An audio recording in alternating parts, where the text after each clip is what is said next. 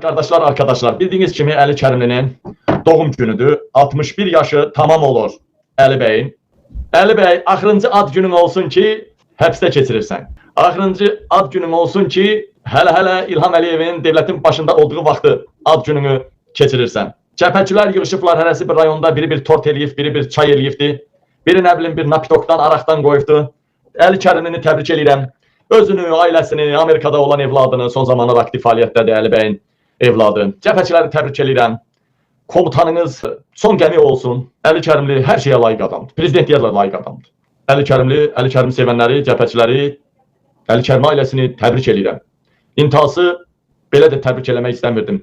Kişi həbsdədir. İnşallah belə getməz. Belə getməz. Belə getməz. Elə şeylər var ki, demirəm, çox az qaldı, darıxmayın. Ona satılan gaz bütçemize neçə qəpikdən gelir? Aya, dünyanın bile orada 40-50 qəpiyə satılıyor gazın kubu, 60 qəpiyə Türkiye'de. Ama bizim bütçemize 5 qəpikdən gelir. Yani Türkiye'ye 10 dəfə, 15 dəfə artıq satılan, Türk xalqına satılan, amma reallıqda bütçemize 5 qəpiyə girən bu pul, bunun qalanı 12, 13, 15 dəfə, orada bizdə kategoriyalar var. İş adamıdır, kasıbdır, Erdoğan ödüyor 30%'ini, belə şeyler var Türkiye'de. Müəssisədir, fərdi yaşayışdır, odur, budur. Yani bu boyda gazımız 5 qəpikdən bütçəyə girsə, bunun qalanı hanı? Qalanı hanı? Bakın, bu andan bir tane büyük Rusya kemer gedir pulsuz büyük bir tane hansı mən bəlkə də yağusla gəzərəm içində. O kemer nefti pompalayır Rusya'ya pulsuz.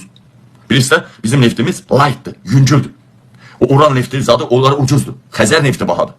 Sözüm ondan gedir ki, baxa, bir tane büyük kemer Putin'e pulsuz axır. İlham kalsın diye dinlenmesinler. Bir tane o gaz Türkiye'ye, demək olar ki Türkiye'ye gaz pulsuz verilir, Erdoğan dinlenmesin.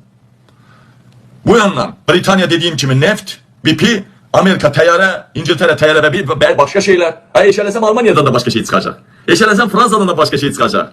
Fransa'ya da teyyare al verilirler. Ne başka şey. Ay kardeş bu, indi ne diyeyim? Bunlara göre bu maraqları təmin eləyir diye İlham Əliyev oradadır.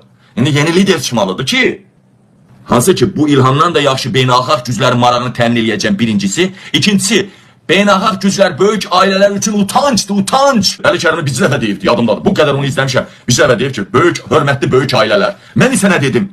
Mən isə nə deyirəm? Açı, Astor ailəsi, Saakashvili, İlham, Mehriban, əlaqələr, hamısı ortaya qoymamışam mı? Astor ailəsindən bahsləsən Rockefeller ailəsi. Mən nə demişəm?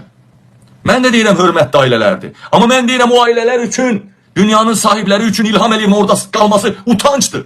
Ata bala 57 il hakimiyet olmaz elə bir coğrafyada. Bura Afrikanın qəbilə ölkəsi deyil, elə bir coğrafyada olmaz. Mən Mossad'ın, masonların hansı titullarını İlham Əliyev daşıyır, ona qədər burada demişəm. Facebook generalı olan bu sümsük, sürtük İlham Əliyev olduğunu demişəm. Hamı artık bilir ki, İlhamın mason olduğunu bilinir. Ailesinin, İlhamın Facebook dersi, İlhamın Mossad, bilir, Astor ailesine çıkıyor. Rockefeller, kral ailesinin. Endri'yle, ben Endri'den danışanda hiç Amerika danışmırdı İlham Əliyevlə əlaqəsi. Britanya. Kişilər. Müxalifət belə olmalıdır, çılpaqlığı ilə ortaya qoymalıdır hər şeyi.